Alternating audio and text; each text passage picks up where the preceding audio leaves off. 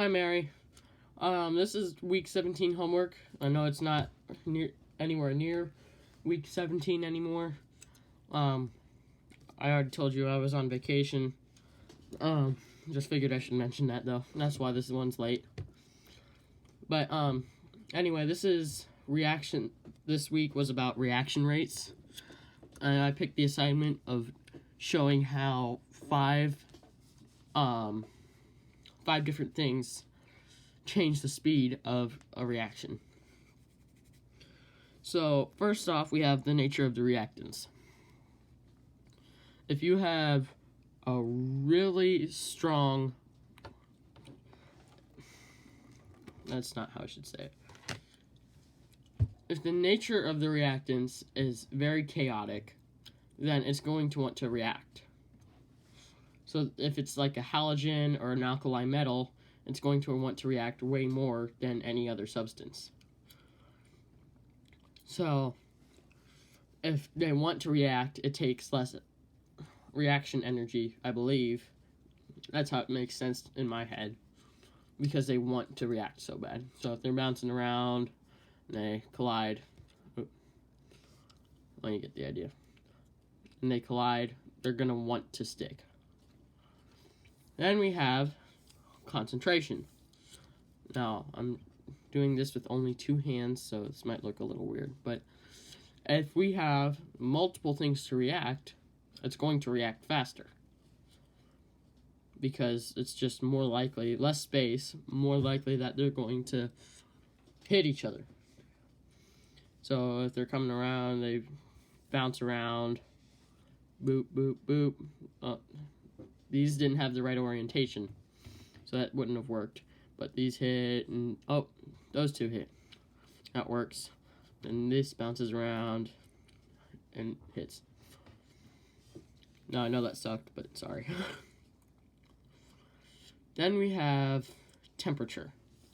So temperature is just a measure of kinetic energy. So if something has a really high temperature, instead of bouncing around like that, it would bounce around like boof, boof, boof, like that, way faster. It just makes sense that if they are hitting faster,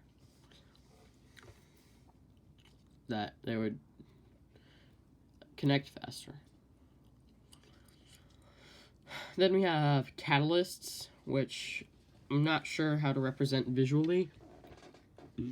But catalysts aren't part of the reaction, they just help speed it up. I'm not sure exactly how they do so, but I know that they speed it up, and they don't make anything in the reaction. Then we have surface area. So let me move my camera here.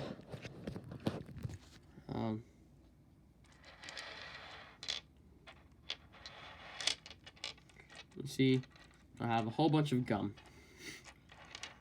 Pretend these are elements, please. If we have a whole bunch, or if we don't have very much surface area, then these will bounce around and connect, and then that one will come off. And they're bouncing around, and those two come off. And it takes a while to dig down into the insides of the element. So it takes way longer. But if, say, we have less surface area, so like something like that. Oop, can't see that.